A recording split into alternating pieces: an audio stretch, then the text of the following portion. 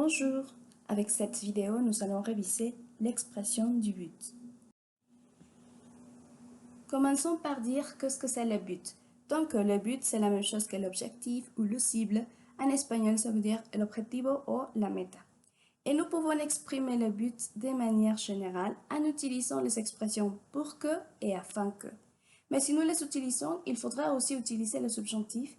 Et avec le subjonctif, nous pouvons observer qu'il y a toujours deux sujets. Dans la première phrase, nous avons « Je ferai tout pour que tu viennes ». Donc, nous observons les sujets en couleur vert, « je » et « tu ». Et qu'est-ce que ça veut dire? Ça veut dire « Yo haré todo para que tú vengas ». Et en bas, nous avons le même sens. Donc, je ferai tout afin que tu viennes. Et nous observons à nouveau les deux sujets. Et ça veut dire en espagnol « Yo haré todo con el fin de que vengas ». Et pour continuer à exprimer le but de manière générale, nous avons aussi des expressions qui sont suivies par l'infinitif. Nous avons pour, afin de, dans le but de et en vue du. Ça veut dire que nous devons mettre juste un sujet et surtout mettre la phrase principale à l'infinitif. Donc, nous avons j'étudie pour avoir un meilleur salaire. J'étudie afin d'avoir un meilleur salaire. J'étudie dans le but d'avoir un meilleur salaire. Et j'étudie en vue d'avoir un meilleur salaire. C'est la même chose qu'en espagnol. On met l'infinitif.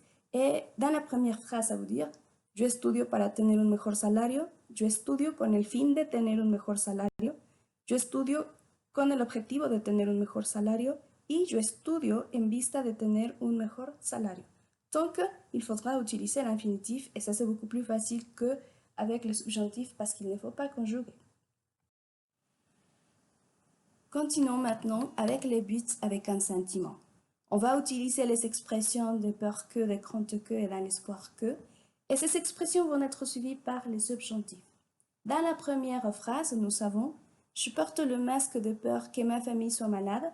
Qu'est-ce que ça veut dire en espagnol? Ça veut dire « Yo traigo puesto el cubrebocas por temor a que mi familia esté enferma ». Dans la deuxième, « Je porte le masque de crainte que ma famille soit malade ». Yo traigo puesto el cubrebocas con temor a que mi familia esté enferma.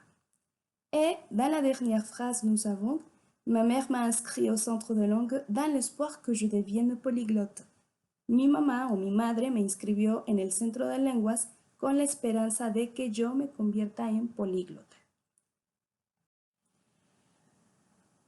On continue aussi avec les buts avec un sentiment, mais maintenant on va mentionner les expressions qui vont utiliser l'infinitif. Donc, nous avons des peurs de, des craintes de et dans l'espoir de.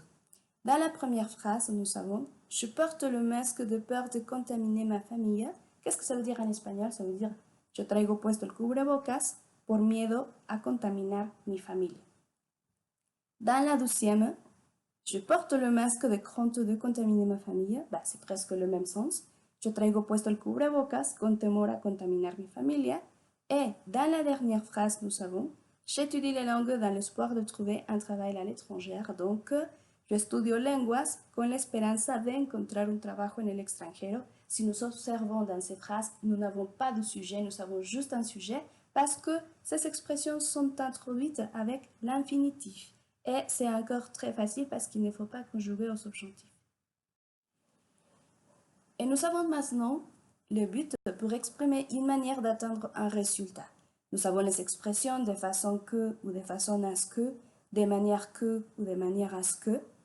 Et il faut suivre ces expressions avec les subjonctifs. Donc, dans la première phrase, nous avons « Notre père a acheté un ordinateur de façon que nous fassions le devoir » ou « Notre père a acheté un ordinateur de façon à ce que nous fassions le devoir ». Qu'est-ce que ça veut dire? Ça veut dire « Nuestro padre compró una computadora de manera que hagamos la tarea ». Dans la deuxième phrase, c'est la même chose. Donc, nous avons « Notre père a acheté un ordinateur de manière que nous fassions le devoir » ou « Notre père a acheté un ordinateur de manière à ce que nous fassions le devoir ». Ça va aussi vous dire « Nuestro padre compró una computadora de manera que hagamos la tarea ». Donc, ce qui est important de mentionner, c'est que quand on a que, il faut introduire les subjonctifs.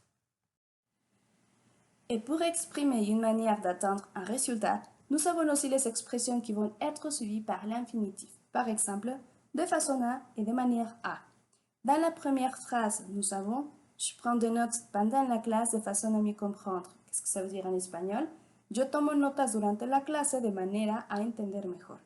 Et dans la deuxième phrase, on a le même sens, donc il y a je prends des notes pendant la clase de manière à mieux comprendre, ça veut dire je tomo notas durante la clase de manera a entender mejor. Donc c'est le même sens, c'est juste des phrases qui sont synonymes.